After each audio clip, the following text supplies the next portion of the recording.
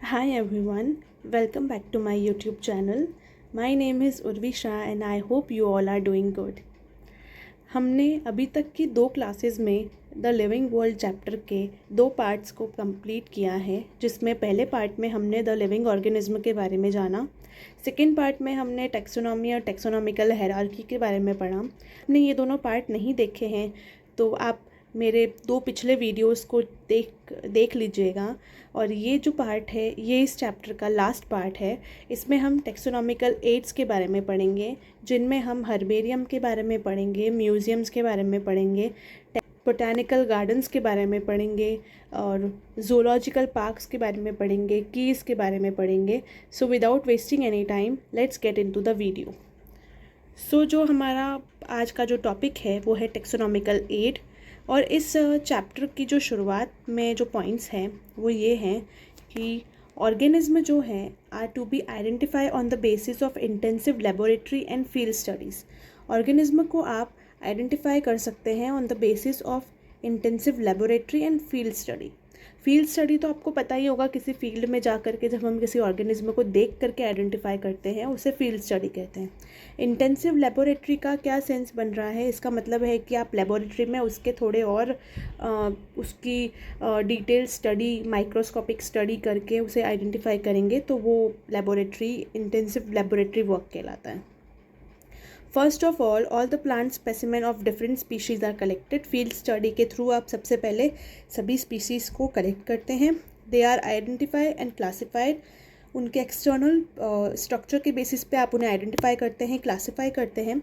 Specimen are preserved and stored for future studies. बहुत से specimen को हम प्रिजर्व करते हैं, स्टोर करते हैं फ्यूचर स्टडीज़ के लिए।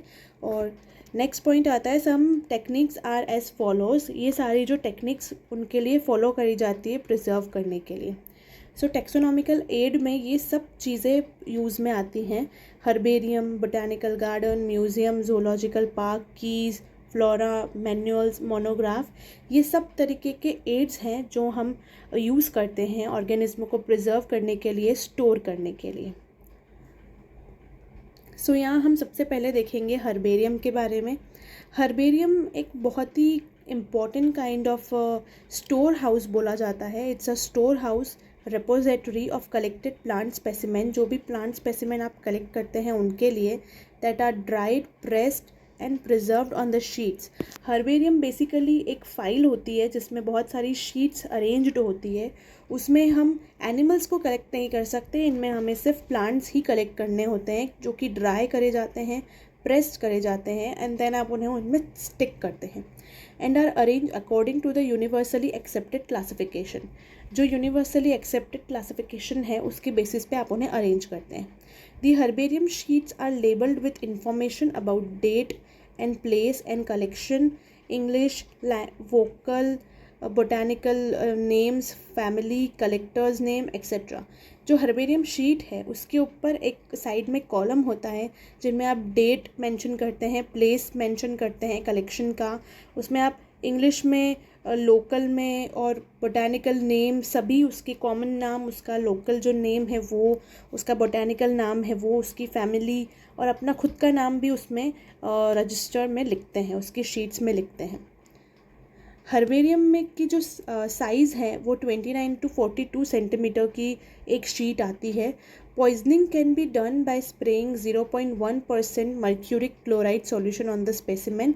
ऐसे तो जो स्पेसिमेन को आपको ड्राई करना है तो उसके लिए आप एक पॉइजनिंग भी यूज़ कर सकते हो, बट अगर ऐसा यूज़ नहीं करना और आपके पास टाइम है तो आप उन प्लांट्स को एक बहुत बड़े जो हमारे पास न्यूज़पेपर रहते हैं ना, उनका थोड़ा ढेर रहता है ना बड़ा सा, उसके बीच में हम उन्हें अगर रख दें तो वो धीरे धीरे अपने आप टाइम पे टाइम ड्राई हो जाएंगे, क्योंकि जनरली हर किसी के पास ये सॉल्यूशन अवेलेबल नहीं होता है। सो इस तरीके से भी हम प्लांट्स को नेचुरल तरीके से भी ड्राई कर सकते हैं। अदर केमिकल्स जो यूज़ करे जाते हैं वो है DDT, carbon disulphide gas, para dichlorobenzene, ये सब केमिकल्स भी यूज़ कर सकते हैं ड्राई करने के लिए। सम इम्पॉर्टेंट हर्बेरिया आर, कुछ इम्पॉर्टेंट हर्बेरिया हैं जो कि हैं central national herbarium, forest research institute Dehradun, NBRI Lucknow. ये बहुत सारे हर्बेरियम रखने की जो जगह है वो है। ये हर्बेरियम शीट जो है वो कुछ इस तरीके की होती है, इतनी बड़ी ये पूरी शीट आती है।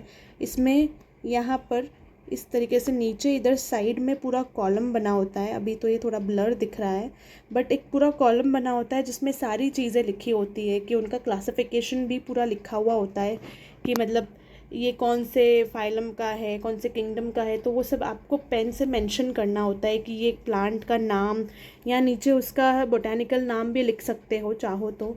और ये इस तरीके से प्लांट को हम उसे टेप से स्टिक करते हैं। और ये हर्बेरियम शीट्स को आप आगे चल कर के अगर आप बैचलर्स करते हैं तो उसमें एक प्रोजेक्ट आता है हर्बेरियम बनाने का, तो आप तब इसे और डिटेल में सीखेंगे कि कैसे हर्बेरियम को बनाया जाता है। सो ये कुछ फेमस हर्बेरिया हैं पूरे वर्ल्ड के। अब ये पूरी लिस्ट है, ये आपको एक बार पढ़नी पड़ेगी, बट पढ़ेंगे यहाँ पे बोटानिकल गार्डन के बारे में। These are specialised garden having collection of living plants for reference and identification purpose. ये जो स्पेशलाइज्ड गार्डन होते हैं जिनमें कलेक्शन होता है लिविंग प्लांट्स का for reference and identification purpose, और each plant is labelled with botanical name. हर प्लांट का बोटानिकल नेम लेबल्ड होता है, फैमिली लेबल्ड होती है। कुछ ये फेमस बोटानिकल गार्डन है, royal botanical garden, Indian botanical garden, national botanical research institute जो NBRI लखनऊ। देन आता है museum is a collection of preserve plants and animal for the study and reference. ये museum तो मतलब कलेक्शन है of preserve plants और animals को study और रेफरेंस के लिए प्रिजर्व करा जाता है वो। म्यूज़ियम कंटेन स्पेसिमेन प्रिजर्व्ड इन प्रिजर्वेटिव सॉल्यूशन। इसमें फॉर्मलिन टाइप का जो एक सॉल्यूशन होता है उसमें प्रिजर्व करा जाता है, सभी कंटेनर्स के अंदर फॉर्मेलिन सॉल्यूशन को डाल करके स्पीसीज़ को अंदर रखा जाता है। Plant and animal specimen preserved as dry specimen. Plant और एनिमल को पहले ऑब्वियसली वो ख़त्म हो जाते हैं, उनको पॉइजन कर देते हैं, तो उसके बाद उन्हें हम उस फॉर्मेलिन सॉल्यूशन के अंदर रख करके एक कंटेनर में उन्हें प्रिजर्व करते हैं। Insect preserved in insect boxes after collection, killing and pinning. मतलब उनको कलेक्ट करके, उनको किल करके और उनको फिर पिनिंग के थ्रू उनको पूरा शो करके इंसेक्ट बॉक्स में रखा जाता है। Stuffed larger animal like birds and mammals. जो स्टफ्ड लार्जर एनिमल होते हैं उनको भी ऐसे ही प्रिजर्व किया जाता है। कलेक्शन ऑफ एनिमल स्केलेटन को भी प्रिजर्व करा जाता है म्यूज़ियम में। देन नेक्स्ट आता है हमारा ज़ूलॉजिकल पार्क, जिसको हम ज़ू बोलते हैं। These are the places where wild animal are kept in protected environment under humans. Obviously zoos तो हम सबको पता है कि वाइल्ड एनिमल को रखा जाता है प्रोटेक्टेड एनवायरनमेंट में, ह्यूमन केयर के अंदर। It enables to learn about their food habitat and behaviour. इसमें हम उनकी फूड हैबिटेट और बिहेवियर को समझने की कोशिश करते हैं। देन आता है कीज़। कीज़ क्या है? It's a device use to identify each species in a group of organism based on similarities and dissimilarities. Species को आप आइडेंटिफाई करते हैं उनके दो कॉन्ट्रास्टिंग कैरेक्टर के बेसिस पे, येस और नो। येस और नो, अगर एक पॉइंट दे दिया उसके दो आंसर्स हो सकते हैं, या तो यस होगा या तो नो होगा।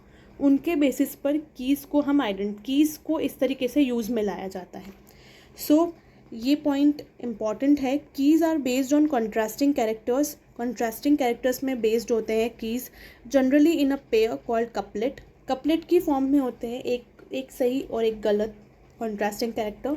It represent the choice made between two opposite options. दोनों अपोजिट ऑप्शंस में से आपको एक चॉइस करना होगा, और उसमें से क्या होगा कि एक एक्सेप्ट होगा और एक रिजेक्ट होगा।